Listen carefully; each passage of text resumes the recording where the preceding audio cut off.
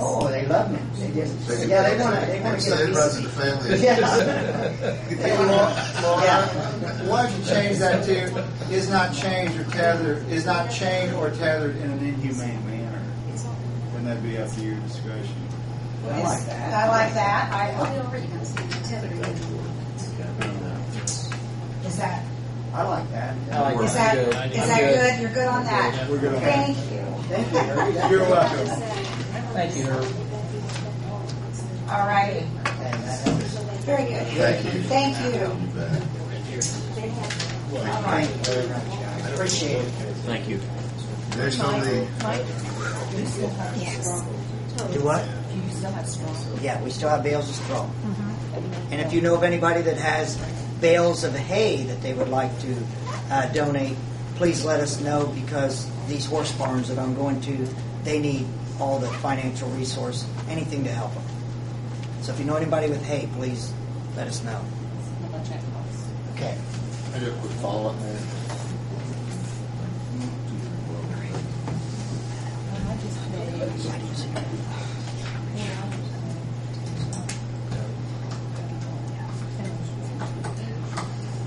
Yes, Chief. Whatever ordinance the council decides to adopt, it just needs to have some teeth. As I mentioned earlier, we had 263 dog calls in 2008. And the mayor knows how many calls he got. That doesn't count the calls that go straight to the shelter. So the ordinance just needs to have some teeth in it. It needs to be enforceable. That's probably our biggest challenge now.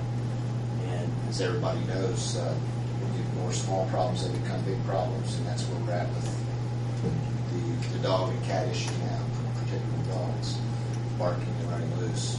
It's just been something that's happened over the years, and now it's a big problem. That's why we're doing it.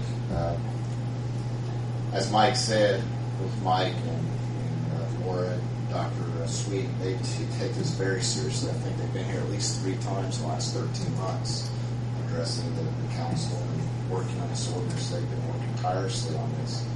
And we need to, in my opinion, we as a city need to go ahead and take a leadership role and adopt our ordinance and hope the county will follow. And we do have a problem in town, and we need to address it.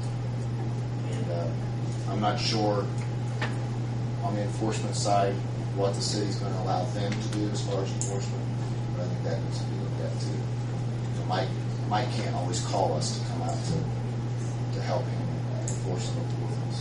So I'm not sure where we're at on that. I know there's been some discussions. This is a joint ordinance, and or has been a joint effort. I don't know where we will stand if the county thinks we're too harsh. If they'll what that has been by animal control people being under the salary of the county. I don't know how that would be looked upon. If they can deal with that, or we would have to have our own. About this work on the county will look at it. We need to be concerned with that as well.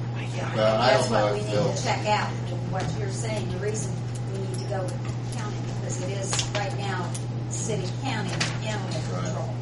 And you know they're probably going to want some different language in the ordinance than what we want as a city, which I understand Mike and his staff does a fabulous job. They work very, very hard. They're definitely understaffed and overworked. But we need an ordinance that's going to support what needs to be done and what they're doing. They've been working, I know, at least 13 months, maybe longer on this. So hopefully, if we get the right verbiage in there, we can move forward with it. Thank you, Brian. Thank you, Brian.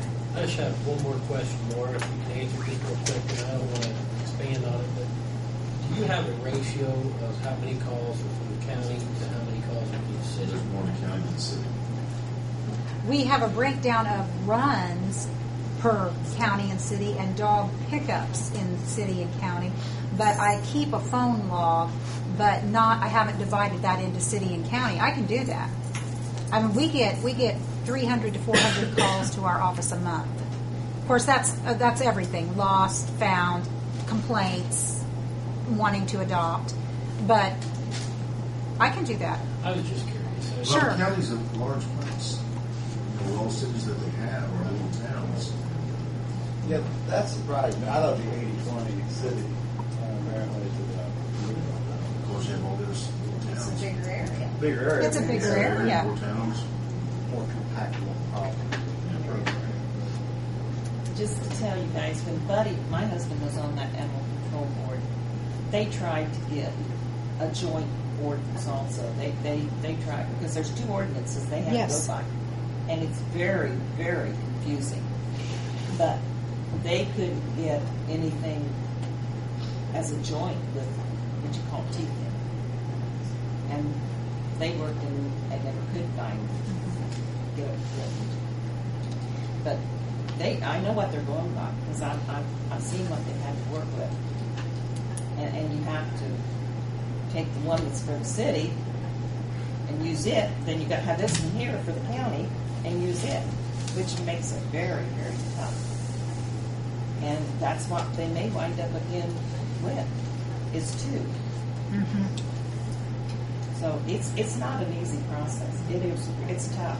The thing that is nice is that the small towns can adopt their own, you know, and that's why we'd like to have this with the city of Greensburg as being the model, and then we can go to the small towns and get more than, I mean, basically the county goes by state and that's it.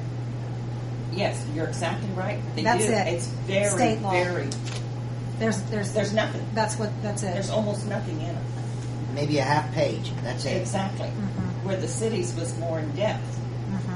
But they're, I mean, it's tough. I can tell you, I vouch for that. Because I know what Buddy and them guys went through. And until they pushed and got that new animal shelter, it was just bring them in and kill them. We have to protect 3 people days. as well as the animals do.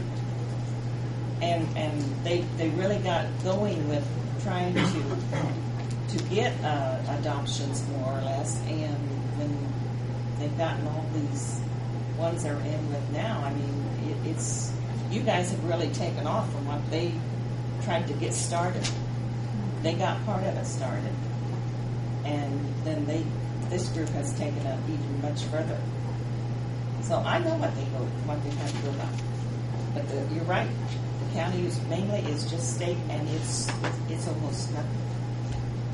Personally, I think we can come up with an ordinance next month for sure. Get us something within a week or so, or a week and a half or so to look at and make our own minds up on if everything sounds okay. I can't see can't pass it. I mean, that's personally what I think. We've aired out a lot of our things that we seen into tonight. As long as they wrote them down and make some changes. Well, keep your concerns there, so when it's emailed, we can compare. Okay, moving on to the next item. Hugh Miller, please. Hugh is the EMA co-director at Decatur County. Thank you, Mayor. I have a resolution here which is intended for adoption of the Decatur County All Hazard Mitigation Plan. You've had one of these previously, and I gave Darryl the copy of the book that's involved here. And this is important that we get this one resolved, because you're then eligible for grants under FEMA's mitigation programs. As soon as this is activated, then of course we'll go ahead and send that to Indianapolis to be hand carried, and all of the adopting jurisdictions will also be eligible to apply for mitigation grants. Who at this time, who all is That would be Westport, New Point, St. Paul, Millhausen, those four. And if you want to read the mitigation plan, show it to everyone. That's right over here, and we're going to read it tonight. Go ahead, It has pictures to be on. There are. Yeah. And since the ARA representatives no longer